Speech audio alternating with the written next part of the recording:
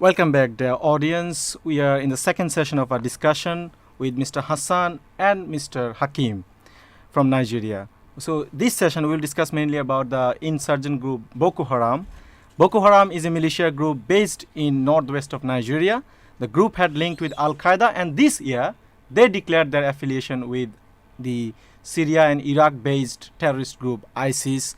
Reportedly, they killed more than 5,000 people, though the actual casualties is much more than this figure. Boko Haram's insurgency in certain northeastern, north central and central part of Nigeria has been going on for years.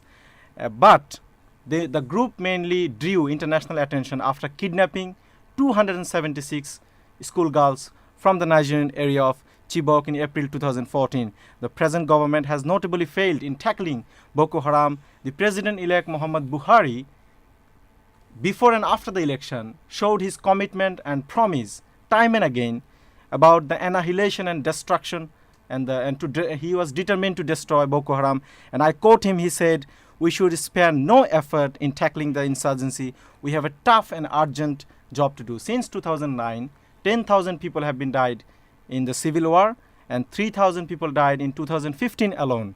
1.5 million people in Nigeria has been displaced internally in last 6 years. Surely it is a horrendous scenario. Starting with Mr. Hakeem, the first question is the name of Boko Haram. How can an organization or a group of people who claim to be Islamic name their organization Boko Haram? Boko means book, Haram means prohibited. That means book is prohibited. What is your take on that? Okay, thank you. I think associating the Boko Haram group with Islam in the first instance is out of place. They don't represent the religion of Islam. These people, their activities is completely against what Islam represents. What they are claiming is that Boko they are talking about is the Western education, is Haram. But whatever they call themselves, as long as they try to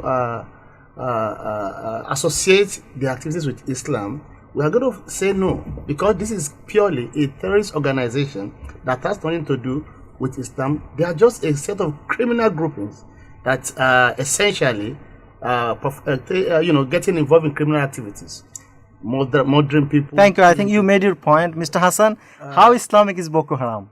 Giving my take on the name Boko Haram, actually, Boko Haram members did not give themselves, that name.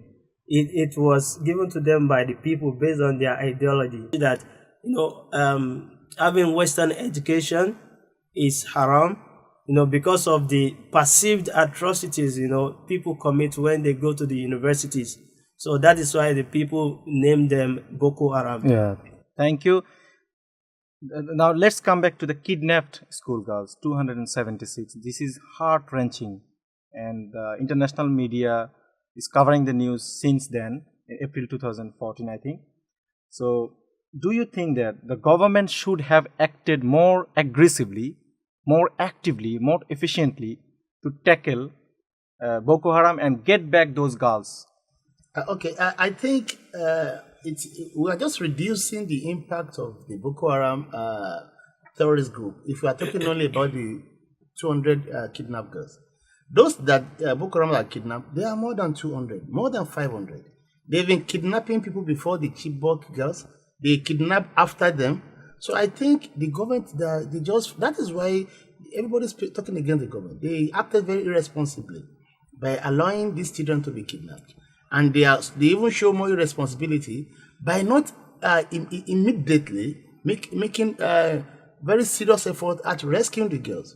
So I think, but now the military are making some gains. They are trying to free some of those kidnapped victims. But then they should have acted more responsibly before and immediately after the kidnapping of those girls. Yeah, thank you for your answer. Mr. Hassan, in a CNN interview, Mr. Buhari said that the performance of the military was and is still being affected by corruption.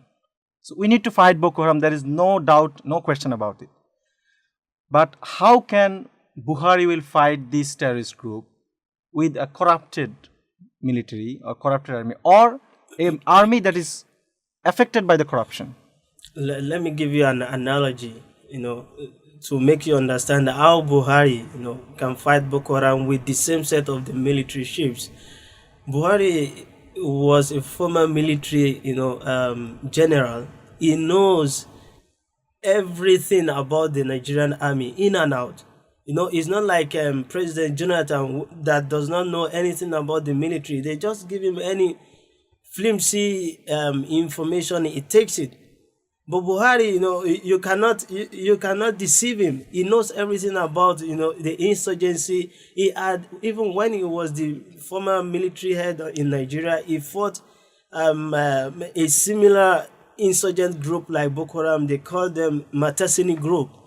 So he is an experienced person. It cannot be cajoled to believe in, flimsy excuses from the military. Coming back to Mr.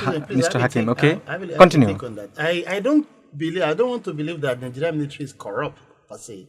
I just think that because we have a corrupt executive administration system, the top echelon of the military is also affected by corruption. But because we have a set of professional, disciplined military armed forces that have performed credibly well in peacekeeping operations all over the world. We have been given this notification by United Nations. We have performed very well, but then because of the top echelon of the military structure is affected by the executive corruption. And I think by the time that layer of the force is removed, then we have the disciplined military rulership that thank you can for use to fight terrorism. Thank you for your answer. What are the shortcomings that the previous government had in tackling Boko Haram? Can you specify? These are the shortcomings. That's why they didn't fight. They failed to fight. The previous administration, the corruption is the first thing, and it seeped from the executive down to all the layers of government, including the armed forces.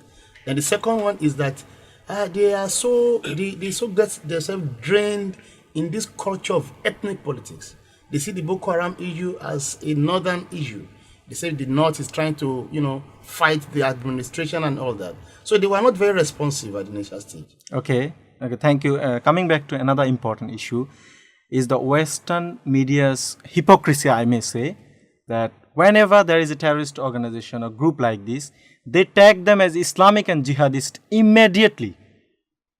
So do you think that this is the right way in covering news about any terrorist group in the world? If you tag them by a religious affiliation, then there is a problem. They can recruit people easily, isn't it? What is your take on that? I don't really bother about hypocrisy of the Western media. I'm bothered about solving the security problem of my country. But as long as some people they say Bismillah Rahman Rahim and they kill people, you expect an average mind to relate them to Islam. So I think it's a problem. We are going to solve it. Whatever the Western media says is rubbish to me. I don't care. What I'm bothered about is solving our problem. We have a lot of Islamic extremists that misuse the name of the religion to commit crimes, to cause havoc. So at times I don't blame small minds when they try to relate this to Islam. I just believe that it's just the quality of their thoughts. So essentially speaking, I think we are going to solve our problem. We are going to make sure that we separate Islam from the activities of this terrorist organization.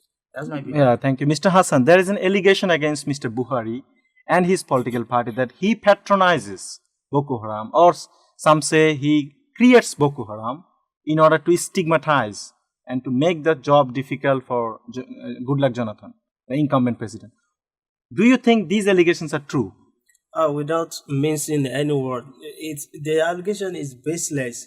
In what ways? Number one, President Jonathan is the leader of the country, and as a president, you are equally the chief, the commander-in-chief of all armed forces.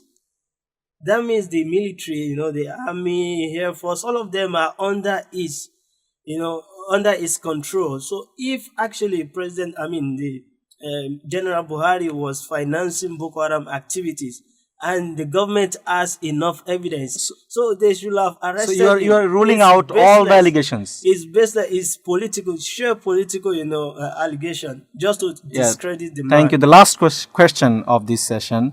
There is an allegation against also Mr. Goodluck Jonathan that he tried to take a political advantage and he did not fight Boko Haram intentionally. What is your take on that? Okay, well, I'm not going to look into the intention of the Just 30 seconds, I yeah. won't look into his intention. I will look at his action. He did not fight Boko Haram, responsibly. He made our country insecure.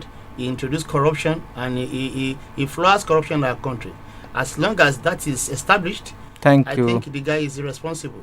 Thank you, Mr. Hakeem. We are going for another short break. Audience, please stay tuned. IIUM.FM, your campus radio.